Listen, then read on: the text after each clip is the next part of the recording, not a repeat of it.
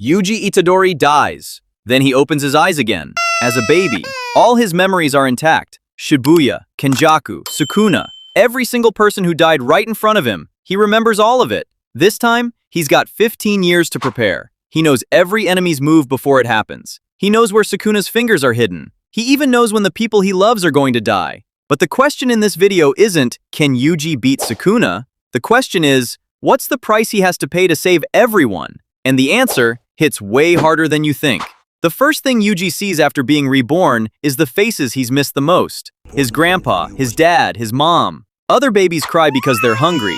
Yuji cries because he knows his mother is actually Kenjaku, and he knows exactly when his parents are going to leave. He wants to scream, wants to warn them, but he's trapped in a baby's body that can't even talk yet. So all he can do is stay silent and carry all of it alone. Which is why the moment his body is big enough to move, Yuji gets started. Long-distance runs every morning. Weight training that would make grown athletes think twice. He knows his body's been different since birth, a product of Kenjaku's experiments, so he keeps pushing way past the limits of a normal kid. He also tries to unlock cursed energy early, training every night, trying everything. All of it fails. Because Yuji's access to cursed energy only opens through one door, swallowing Sukuna's finger. It can't be rushed, no matter how much he knows. So for over a decade, the strongest person in this timeline can do nothing but wait. Yuji lives life like a normal kid. School, friends, laughing around. But his physical strength is impossible to hide. He jumps way too high, lifts weights that should take 3 people, runs 50 meters in 3 seconds. Every time his friends stare in disbelief, Yuji just grins. Born this way. Then he joins the occult club, same as the original timeline. Except this time, it's not for fun. He knows there's a Sukuna finger stored somewhere in his school, and he knows if he's too late, another curse will find it first, and people will die that night. So he searches every storage room, tears through every dusty box, until finally, way earlier than it's supposed to happen, he finds it. Sukuna's first finger, in Yuji's hand. The 15-year plan officially begins. Before anything else, there's one place Yuji has to go first. The hospital, his grandpa's room. Yuji knows exactly that his grandpa is going to pass that night. He could tell him everything, the reincarnation, the future, all of it. But he chooses to stay quiet. He just sits by his grandpa's side, making every last second count. And his grandpa, just like before, leaves him the same message. Use your strength to help people. Make sure that when you die, you're surrounded by others. Yuji smiles. Deep down, he makes a promise. This time, he's going to do more than that. Remember this line, because by the end of this video, you'll understand why this promise becomes the most gut-wrenching part of the whole story. The moment he steps out of the hospital, Megumi's already waiting. In the original timeline, this is where Megumi asks about Sukuna's finger. But this time, Yuji beats him to it. I already swallowed the finger. Take me to Tokyo Jujutsu High.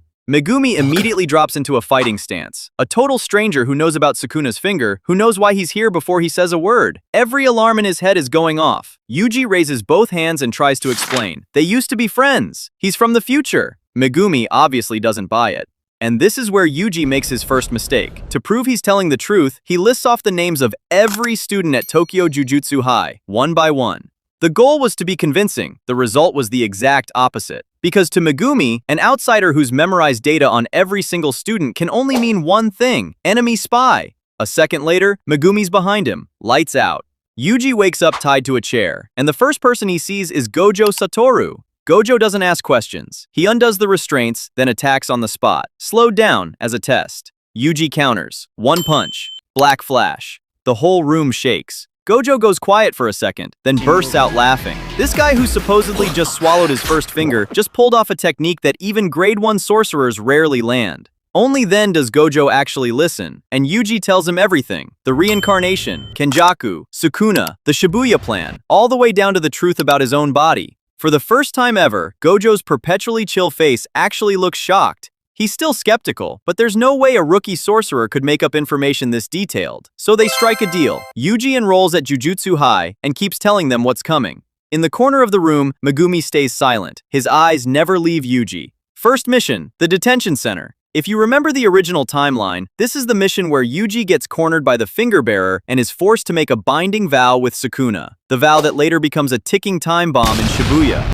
This time, it's different. Yuji's had a full month of training under Gojo, plus an entire lifetime of experience. The moment the finger bearer appears and Megumi's out of options, Yuji steps forward, calm as ever, and fires off Dismantle, Sukuna's own technique. Megumi's jaw drops. Yuji turns around with this fake confused look, like he has no idea what just happened either. But Megumi stares back with a different look now, somewhere between disbelief and growing certainty that Yuji is not a normal person. The finger bearer gets back up. Yuji doesn't give it a chance. Punch after punch until the curse is completely obliterated. A win. No vow, no Sukuna. But the moment he swallows the second finger, Yuji has to come face to face with the king of curses inside his own head. Sukuna demands his freedom. Yuji refuses. Then Sukuna digs into Yuji's memories and instantly understands everything. The reincarnation, the plan, all of it. His expression isn't fear, it's fascination, like a predator that just found the most interesting prey in 1,000 years. Whatever you do, Sukuna says, sooner or later, I will be free. Yuji just stares back, calm, not the slightest bit shaken, because he already knows exactly how this story ends. For Yuji, the movie theater mission isn't just a mission. This is about Junpei, the kid who, in the original timeline, died after Mahito turned him into a monster, right in front of Yuji's eyes, with him powerless to do anything. This time, Yuji moves first. He tails Mahito as he approaches Junpei at the theater, then follows Junpei home. That night, Yuji stands guard outside his house, silent, waiting for something he knows is coming. And sure enough, Mahito's curse shows up. One black flash. Done. The Sukuna finger planted inside that curse? Yuji takes it. 3 fingers now. The next morning, Junpei tells him about Mahito's offer. Yuji listens, then offers him a different path. Enroll at Tokyo Jujutsu High, a place that's safe, a place where he won't be alone anymore. Junpei doesn't answer right away. It takes a while. Then he nods, slowly. But the trip back isn't that smooth. Mahito intercepts them, confused about why his plan failed, and the second he sees Yuji, he figures out exactly who's responsible. Yuji tries to talk it out, but this is Mahito, pointless. Luckily, Nanami arrives right on time, striking from an angle nobody saw coming. Yuji doesn't engage. His priority is crystal clear. Get Junpei to safety first.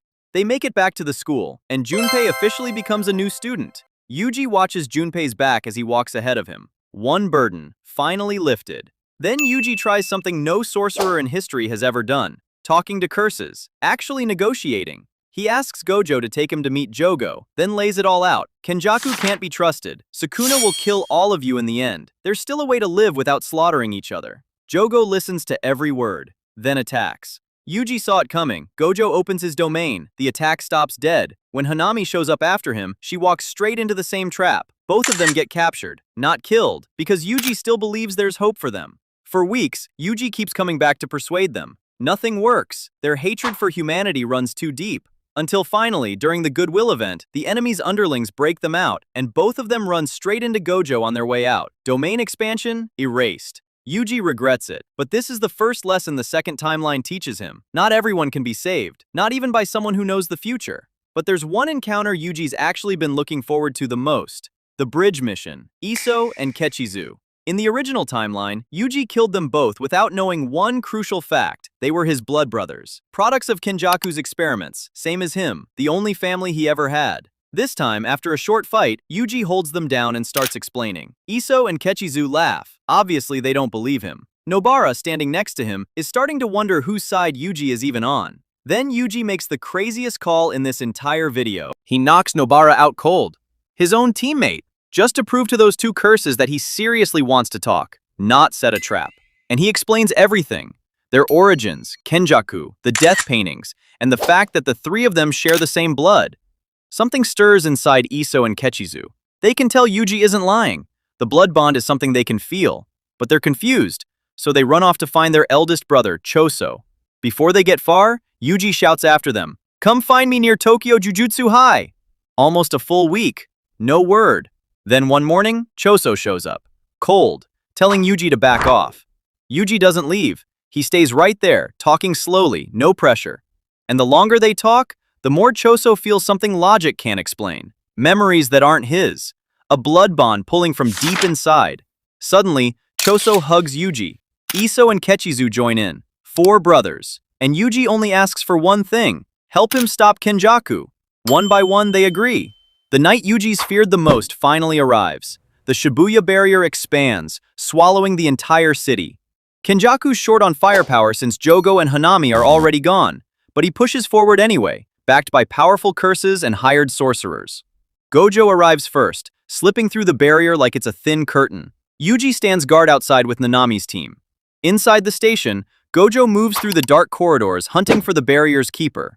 And there, the Choso brothers are already waiting, posing as enemies exactly as Yuji planned. In a tunnel far from enemy eyes, Choso whispers everything: the barrier keeper's location, Mahito's movements, Kenjaku's position. Then he thanks Gojo for looking after their little brother.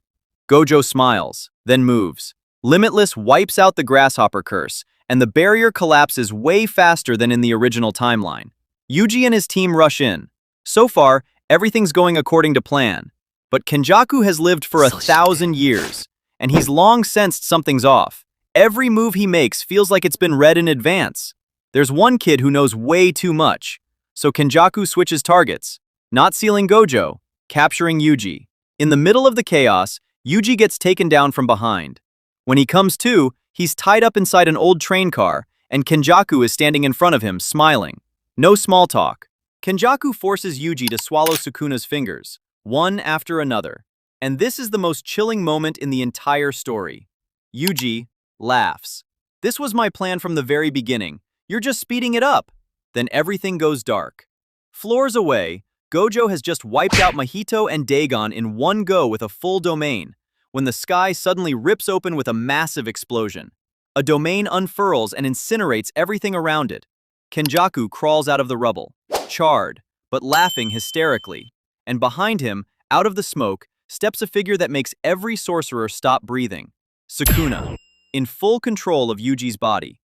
Gojo didn't expect it this soon, but he stands his ground, calm, telling Mei to evacuate everyone, while passing along one message for someone who's been waiting. The battle between the two strongest beings begins. Invisible slashes nearly tear Gojo's body apart. Reverse curse technique seals the wounds instantly. Meanwhile, Kenjaku, half dead from Sukuna's own explosion, quietly slips away. But on his way out, someone's already waiting. Yuta. Gojo knew about Shibuya from the start. That's why he pulled Yuta back from his training early. Kenjaku, already weakened, doesn't last long. 1,000 years of Kenjaku scheming ended that very night. And from his lifeless body, Yuta takes one thing: the prison realm. Sukuna in this timeline isn't at full power yet, but still, Megumi and the others try to help, and in an instant, every one of them is down without Sukuna even looking serious. Megumi's on the verge of giving up, so he plays his final card, Mahoraga. Mahoraga emerges, and its first target isn't Sukuna, it's Megumi himself. Gojo immediately kicks Mahoraga straight at Sukuna. Sukuna shreds it with Dismantle, but Mahoraga regenerates, adapts within seconds, and slams Sukuna deep underground. While Sukuna's busy, Gojo heals Megumi, while chewing him out for that idiotic decision. Before long, Sukuna climbs out of the crater, wounded, but smiling. What an interesting toy! And at that exact moment, right on schedule, Yuta steps forward, the prison realm glowing red in his hand. Sukuna laughs. He can't believe they're seriously trying to use that thing on him. But here's what Sukuna doesn't know. The prison realm has been working this whole time, silently. It only has one condition. The target has to experience 1 full minute passing inside their own mind. And the key is on the inside. Yuji. With the last shreds of his consciousness, Yuji locks Sukuna down from inside his own body, not giving him an inch. Sukuna's mind races, searching for a way out, and without him realizing it, 1 minute in his head has already passed. The prison realm's roots spread, binding. His cursed energy cuts off completely.